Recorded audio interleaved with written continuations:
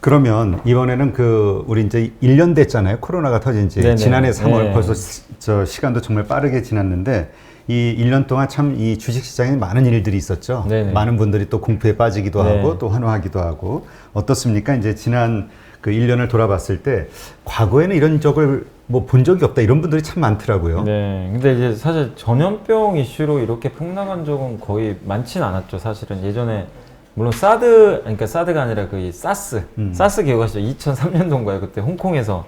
근데 그거는 홍콩 내에서 어느 정도 하다가 마무리됐고, 그 다음에 그 후로 뭐죠? 그 신종플루인가요? 그때 한번 유행을 했었고, 신종플루는 엄청나게 유행을 했더라고요. 근데 그것도 역시 주식시장에 큰 영향 안 줬어요. 또 타미플루라는 또 치료제가 나오는 바람에.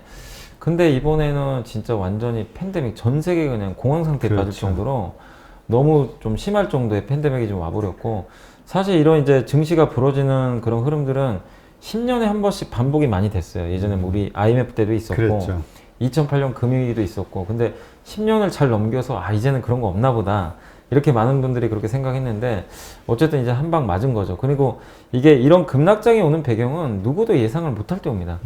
그러니까 제가 아까도 이제 앞서 그 라이브 방송할 때도 어제 이제 중국의 은보감의 금감원장이 약간 버블 아니냐 이런 식의 얘기를 했잖아요. 그런 식으로 하면 절대 버블 안 옵니다. 미리 얘기하면 안 와요.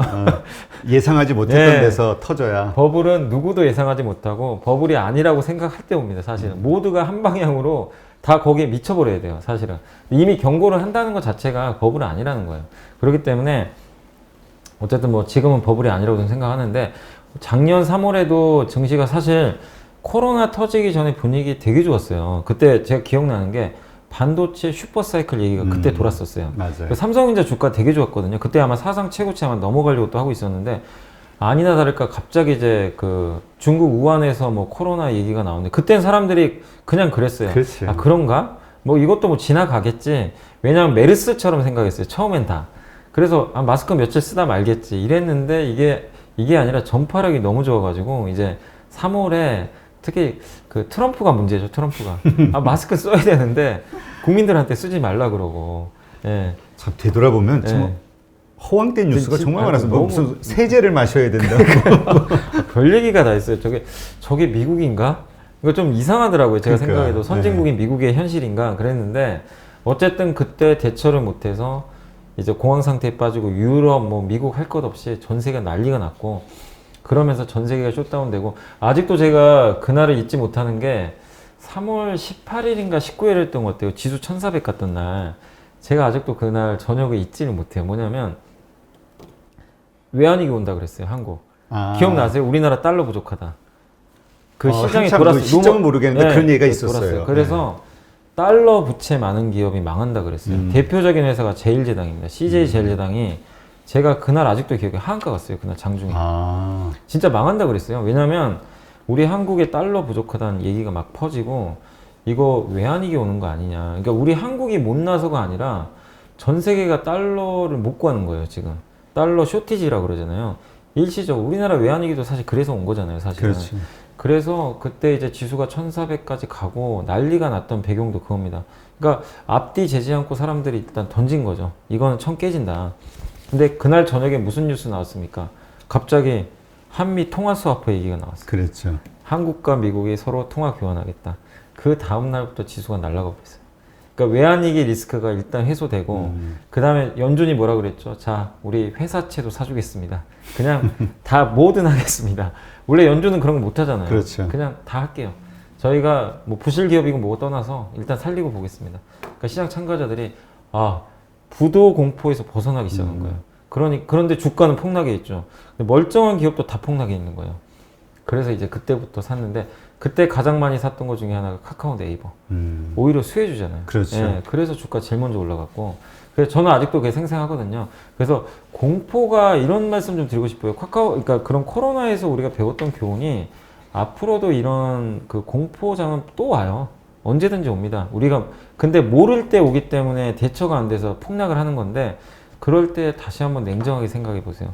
작년 3월엔 다들 부도 난다고 외환위기 온다고 다 생각했지만, 그때 냉정하게 보신 분들은 우리나라의 경제 체력이나 이런 거 봤을 때 부도까지 갈 상황은 사실 아니거든요. 돈도 있었고 달러가 좀 부족했을 뿐이지. 그리고 그런 위기 상황이 오잖아요. 전 세계가 다 합심을 해요. 그래서 우리나라하고만 통화 수합한 게 아니라 다른 나라하고도 다 같이 맺어줬어요. 그래서 위기 국면에선 너나 할 거 없습니다. 전 세계가 다 공존하니까. 그러니까 앞으로도 이런 위기가 발생해서 모두가 한 방향으로 망합니다. 이걸 외칠 땐 오히려 용기를 내세요, 진짜. 그때가 진짜 투자 기회고, 반대로 생각을 해보세요. 만약에 어느 시점에서 지수가 4천 갔어요. 모두 다 외치겠죠. 5천 갑니다. 그럼 먼저 슬그머니 빠져나오셔야 돼요. 그러니까 쏠림을 항상 주의하시면 좋을 것 같아요. 근데 요즘에 너무 사람들의 쏠림이 아래로 쏠려 있어요. 제가 안타까운 게 많은 투자분들이 자꾸 아래만 봐요. 내가 가지고 있는 계좌 자꾸만 손실 보고 불안하니까 이런 건데, 작년 3월 경험해 보신 분들 많으시잖아요. 그때 돌이켜 보면 지금 다 까먹으셨죠. 저도 그래요. 솔직히 그때 생각하면 에이 뭐 그거 별것도 아닌데, 근데 그 당시에는 진짜 공부가 엄청난 거. 그때 세상이 망하는 줄 알았잖아요. 네, 진짜 다 그랬으니까. 근데 그때 또 기억나는 게, 정의선 그때는 부회장이었죠. 부회장님이 용기 있게 현대차 주식을 6만 6천원에 사시더라고요. 몇백억 어치를. 그때 현대차 망한다 그랬어요. 근데 CEO가 망할 걸 알면서 사더라고요. 예. 그러니까 앞으로도 그런 일들은 발생할 수 있지만, 여러분들이 한 번 더 냉정하게, 위로 열렸을 때도 냉정하게 보시고 아래로 극한의 공포가 생겼을 때도 냉정하게 투자하시면 거기서 여러분들이 돈 벌 기회는 정말 많거든요. 네. 그래서 그게 저는 코로나19가 주는 좀 투자의 교훈 아닌가 생각합니다. 근데 이렇게 얘기하시는 분들도 있어요. 그때하고 지금하고 좀 다른 건, 예. 그러니까 많이 올랐잖아요. 네. 그러니까 오른 상태에서 조정을 받으니까 이제 아래로 내려가는 게 하방으로 네. 그만큼 더 내려갈까봐 네. 이제 그게 겁나는 거죠. 그때는 그죠. 덜 오른 상태였는데 네. 지금은 많이 올랐다고 스스로들 이제 생각을 하니까. 네, 맞아요. 그래서 좀 불안하신 거예요. 근데 이제 사실 주가라는 건 그래요. 빠지면 끝도 없이 빠지고요. 오르면 끝도 없이 오르는 게 또 주식시장입니다. 저는 지금 우리나라 증시가 진짜 만약에 우리 한국 시장에 가망이 없었다고 생각한다면 3천 가지도 않았다고 생각해요. 2,500에서 끝났다고 생각합니다. 그러면 지난 10년 동안의 천수답 장세가 계속 또 이어졌을 거라고 생각해요. 근데 역사적으로 보지 못한 3천을 일단 뚫어버렸어요. 이게 의미하는 바는 단지 올라서가 아니라 지수가, 많은 분들이 주식 투자를 한 것도 사실이지만 왜 3천을 뚫었겠어요? 한국의 산업 구조가 바뀌었고 그걸 인정하기 시작했단 말이에요. 옛날하고 다르게. 한국은 예전부터 경기 민감한 기업들이 너무 많았잖아요. 근데 지금 보면 어떻죠? 경기 민감한 기업들은 점점 줄고, 시가총액 1등부터 10등까지 한번 보실래요? 다 성장 섹터예요. 그렇죠. 이거 왜 이 말씀을 드리냐면, 그 금리가 지금 이번에 튈 때 미국의 다우는 올랐어요. 근데 나스닥은 폭락을 했잖아요. 많이 떨어졌죠. 우리나라 어떻죠? 코스피가 같이 급락해요. 나스닥하고. 근데 뭐냐면 나스닥과 코스피가 옛날엔 달랐어요. 코스닥이 따라갔어요. 근데 지금은 코스피랑 나스닥이 연동돼요. 왜냐? 1등부터 10등까지 다 성장 기업이에요. 이게 판이 바뀌어버렸어요. 지금 시장의 판이. 그래서 이 성장 섹터들이 지금 시장을 좌지우지하는데, 이 성장 섹터가 끝났냐 이거예요. 지금 상황에서. 저는 아니라고 보거든요. 아직도 갈 길이 멀어요. 그래서 3천을 넘긴 거고 4천, 5천도 우리가 바라볼 수 있는 희망이 있는 거예요. 예.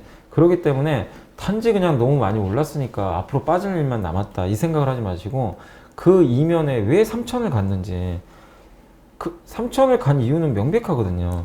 근데 저는 오히려 지금이 2,400이면 그게 더 위험한 것 같아요. 우리나라 볼 거 없다는 얘기거든요. 여전히 맨날 10년 전하고 지금하고 똑같다는 얘기인데 3천을 넘었다는 건 바뀌었다는 얘기예요. 그거를 보신다면 여러분들 너무 지수에 연연 안 하셔도 좋을 것 같아요. 산업이 바뀌었다.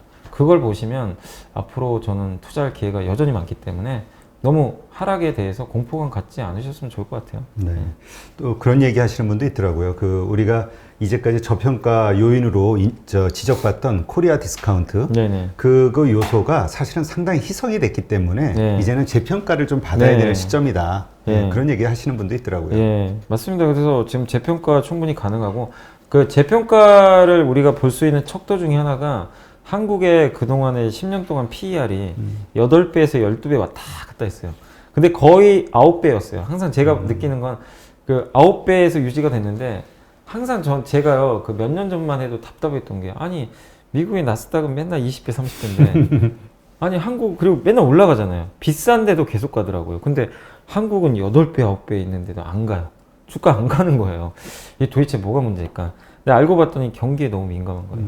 저퍼주들이 되게 많은데 저퍼란 얘기는 경기 민감한 기업으로 따지면서 팔아야 될 때예요. 예, 지금 돈을 많이 버는데 그렇지. 앞으로 까먹을 일만 남은 거예요. 고퍼일 때 사야 돼요. 근데 그러다 보니까 이런 게 반복되는데 지금 우리나라 PER이 이번에 14배까지 갔다 왔거든요. 그 상단을 다 뚫어버렸어요. 지금 13배예요. 좀 빠져가지고. 근데 더 이상 안 빠지고 버텨요. 근데 여기서 왜 8배 나라가 13배가 됐을까? 이걸 아셔야 돼요. 아까 말씀드린 그 산업 구조가 바뀌었다는 거거든요. 그렇죠. 예.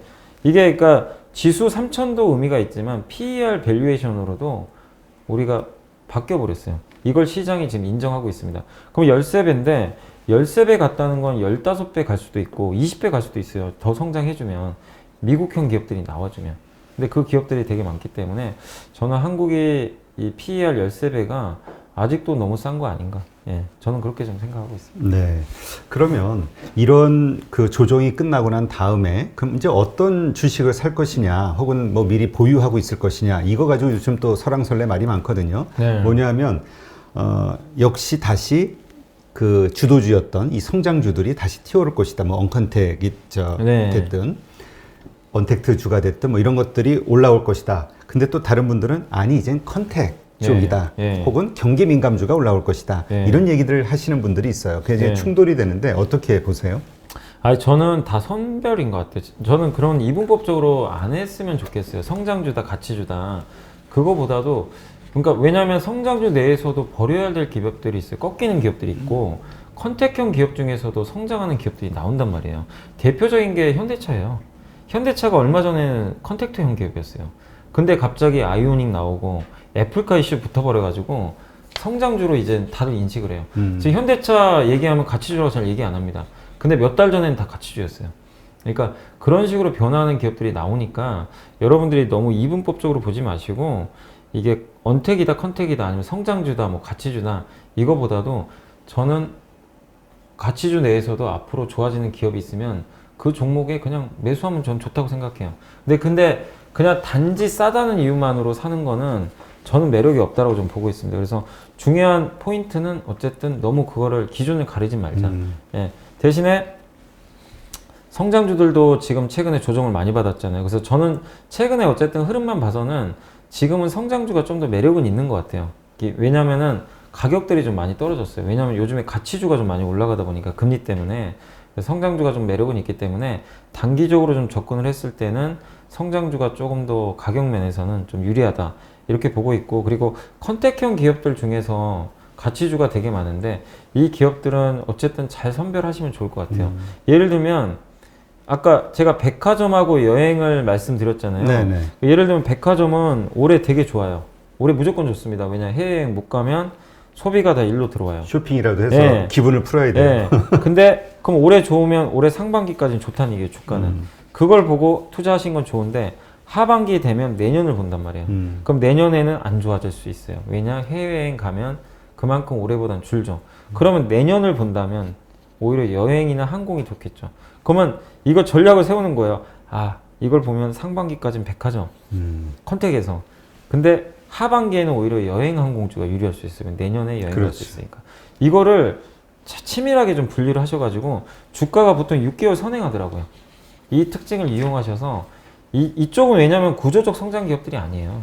그러니까 이 안에서 내가 전략을 세워서 어떻게 트레이딩 할지를 보시고, 그리고 구조적 성장하는 기업들 있잖아요. 뭐 카카오, 네이버, 뭐 삼성전자, 뭐 삼성 SDI, LG와 이런 기업들은 이런 고민을 할 필요는 없어요. 그냥 가격이 급락했을 땐 적당히 싸게 사서 성장이 끝날 때까지 그냥 가져가면 되겠죠. 그러니까 이런 식으로 여러분들이 너무 막 나는 무조건 지금 금리 올라가니까 가치주만 할 거야. 이러지 마시고, 아, 금리가 내려가니까 난 이제 성장 좀 할래. 이거보다도 고르게 좀 분산하시면 좋겠어요. 저는 포트폴리오 다변화된 게 되게 좋다고 생각하거든요. 그 안에서 기회도 많기 때문에. 그래서 제발 너무 이분법적으로는 투자하지 말자라고 말씀드리겠습니다. 네. 지금 많은 분들이 고민하는 게 건강한 조정이냐, 혹은 이게 지금 하락 반전의 시그널이냐, 이것 네. 때문에 이제 두려워해서 네. 가지고 있는 거 뭐 팔기도 하고 네. 뭐 이러는데 어떻습니까? 이런 조정이 올 때마다 사는 게 맞는 건가요? 저는 그러니까 이게 앞으로 3,500에서 4,000까지 만약에 생각하고 장기적으로 우상향하는 그림이라고 믿는 분이라면 조정을 이용해서 주식을 사야 되겠죠, 당연히. 근데 그 반대로 3천 이상을 당연히 고점으로 생각하시는 분이라면 반대죠. 상승하면 팔아버려야 돼요.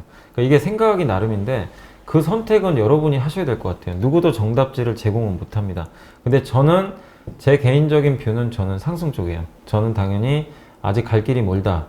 그래서 상승하는 과정에서 과열을 시키는 조정으로 보고 있고 그 근거는 제가 815 모니톡에 나와서 많이 말씀드렸기 때문에 아실 거고 그리고 지금 이제 최근에 지수가 고점 대비해서 최근에 한 10% 정도까지 한번 빠진 적이 있어요. 네. 근데 이 주식시장이라는 게 올라갔다가요 이렇게 조정받을 때 10% 조정은 흔하게 나와요.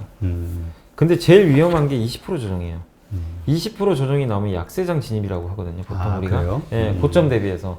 근데 10% 조정은 강세장에서 여러 번 나옵니다. 그러니까 우리가 많은 분들이 내가 가진 종목이 고점 대비해서 20-30% 빠지니까 약세장이라고 생각하시는 분들이 되게 많은데 실제 지수로만 보면 10% 빠졌습니다. 그래서 건전한 조정이 아직은 맞아요. 수치상으로도. 그래서 지금의 조정은 뭐 대세 하락이 아닌 그동안 지난 3개월 동안 40% 올랐잖아요. 지수가. 네. 그 과정에서 약간의 뭐 과열을 시키는 조정이니까 되게 좀 긍정적인 조정의 흐름이 아닌가라고 생각하고 있습니다. 네. 근데 이제 지금 이렇게 조정을 받는 그 빌미가 되기도 한 연기금의 매도 같은 이런 수급적인 문제, 이거는 언제쯤 풀릴 거라고 보세요? 지금 거의 많이 팔지 않았나요? 연기금이 제가 어제 뉴스를 보니까요. 상반기, 그러니까 지금까지 16조 판 것 같더라고요. 16조 원 정도. 팔았는데 얼마 더 팔아야 되냐면 24조. 아직도 많이 남았네. 그러니까 그 올해 주식 비중이 16.8%입니다. 네. 16.8%인데 여기서 작년 연말 기준으로 주식 비중이 얼마였냐면요. 21.2%였어요. 그럼 지금 16조를 팔아놨기 때문에 좀 줄었겠죠. 그럼 제가 계산하면 19% 정도 될 것 같아요. 그럼 아직도 팔 게 되게 많긴 하거든요. 그러면은 지수가 오르면 비중이 더 올라가니까 더 팔겠죠. 근데 그 한 증권사에서 추정을 해봤는데 지금 1월 달에 팔던 속도로 계속 팔면은 6월까지 팔아야 된대요. 이 속도면. 그럼 다 판대요. 6월까지 팔면. 근데 그거는 너무 그냥 이론적인 거잖아요. 그렇지. 그래서 중간중간에 증시가 아마 급락하면 안 팔 거예요. 최근에 보니까 주식시장이 3천 정도 오니까 연기금이 많이 안 팔더라고요. 약간 속도 조절하고 있어요. 그래서 제 생각엔 연기금 매도도 너무 걱정하지 마세요. 파는 건 어쩔 수 없는데 그게 증시의 방향을 결정할 것 같진 않아요. 왜냐? 이미 다 알려졌어요. 이제 연기금 매도하는 거 얼마 남은 거 다 합니다. 이제 기자분들도 되게 이걸 고민을 많이 하셨는지 수치를 다 공개를 많이 하세요. 그래서 그냥 다 알고 계세요. 모를 때가 공포심이 있거든요. 그렇죠. 차라리 24조 나오니까 24조? 그래 맞는데 이제 아니까 막연한 공포에서 벗어날 그렇죠. 수가 있어요. 사람들이. 정확하게 보이니까. 뭔가 이제 끝이 보이잖아요. 그리고 3천 오니까 어라? 안 파네 생각보다? 근데 3,200 가면 또 왕창 팔겠죠. 그래서 상단으로 올라갈수록 파는 거는 뭐 그건 어쩔 수 없습니다. 적어도 급락했을 때 연기금이 대량 매도해가지고 증시를 망가뜨릴 가능성은 과거보다 많이 낮아졌어요. 그리고 반대로 생각하면 증시가 급락을 하면 연기금의 주식 비중이 확 줄어요. 그럼 그렇다는 얘기는 주식을 오히려 나중에 살 수도 있다는 얘기죠. 그렇죠. 예. 그래서 그런 면으로 보면 연기금의 공포에서 여러분이 이제는 좀 벗어나셨으면 좋을 것 같습니다. 네. 그러면 이제 이러한 조정의 끝, 그러니까 이 마무리가 되고 다시 상승으로 이제 뭔가 반전된다고 우리가 이해할 수 있는 뭐 시그널 같은 거 이런 게 있다고 하면 뭐가 있을까요? 다시 한번 좀 말씀해 주세요. 그러니까 예. 이제 지금 이 조정을 받고 예. 있잖아요. 이 조정이 끝나는 시점에서 어떤 시그널, 신호가 나오면서 상승으로 이제 반전이 됐구나 우리가 알 수 있는 시그널 같은 거. 일단은 제가 봤을 때는 미국의 금리에 대한, 그러니까 지금 미국의 금리가 진정이 됐잖아요. 네. 근데 지금 가장 우려하는 게 뭐냐면 어쨌든 금리가 올라왔는데 사람들이 제일 두려워하는 게 그래 금리 올라온 거 뭐 경기 좋아서 올라온 거 알겠는데 많은 분들이 너무 공포가 많고 긴축할까 봐. 긴축에 대한 공포가 되게 강해요. 그렇죠. 왜냐하면 긴축하는 순간 증시가 폭락했거든요. 다. 그러면 긴축할 주체가 누구죠? 중국, 미국입니다. 그건 뭐냐면 중국은 이제 내일부터 양회가 열려요. 네. 예, 뭐 전인대 이런 것도 정협이 열리는데 거기서 통화 정책에 대한 얘기들도 좀 나올 수가 있거든요. 그럼 진짜로 중국의 스탠스가 나올 거예요. 이제 그게 확인이 되겠죠. 그거 하나랑 미국이 3월 17일 날 FMC가 있습니다.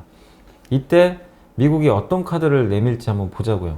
그때 미국이 좀 뜨뜻미지근한 반응을 보이거나 아니면 요새 금리가 좀 올라서 파월 의장이 갑자기 변심할 수도 있거든요, 사실. 그런 긴축적인 분위기가 또 감지가 되면 시장 못 갑니다, 당연히. 못 가겠지만 그런 우려들을 만약에 이번 중국의 양회나 파월 연준 의장이 3월 17일에 발언을 통해서 안 하는구나. 긴축은 적어도 지금 안 하겠다. 여기서 금리가 엄청 오르지 않는 한 안 하겠다라는 공감대가 형성되잖아요. 작년에 기억나세요? 11월 달에 우리나라 양도차익 과세가 해결이 딱 되는 순간 증시가 바로 위로 싸버렸잖아요. 그때 그리고 파웰이 아니고 그 바이든 대통령이 이제 그 되면서 리스크 하나 해소됐잖아요. 그때 누가 되든 뭐 상관이 없었지만 증시가 그 두 가지가 딱 끝나니까 바로 위가 열려버리더라고요. 그러니까 지금도 마찬가지예요.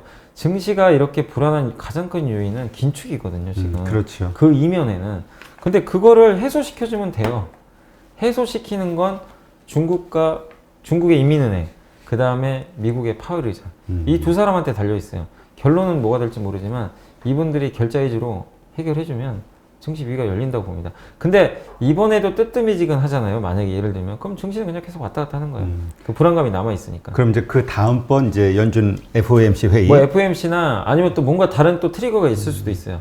예. 그래서 그렇지만 어쨌든 보통 FOMC에서 모든 것들이 많이 결정이 그렇죠. 되니까 그거는 좀 보시면 좀 좋을 것 같아요. 예. 어쨌건 중앙은행장들, 미국과 중국의 중앙은행장들의 입에 달려있다. 네, 입에 좀 그게 달려있는 이제 다시 상승으로 갈지 조금 더 이런 장이 연결될지. 예. 그래서 왜 이 말씀을 드리냐면 조정장마다 다 성격이 다르거든요. 어떤 조정장은 실적에 대한 우려로 빠진 조정장이 있고 어떤 조정장은 그냥 단지 많이 올라서.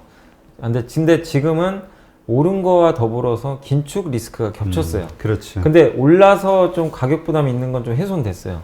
최근 조정 나왔으니까. 그럼 마지막 하나 남았잖아요. 그래서 어쨌든 주식시장 조정이라는 건 그런 악재가 해소돼야 이제 가는 거니까 그것만 좀 체크해 보시면 좋을 것 같습니다. 네, 알겠습니다.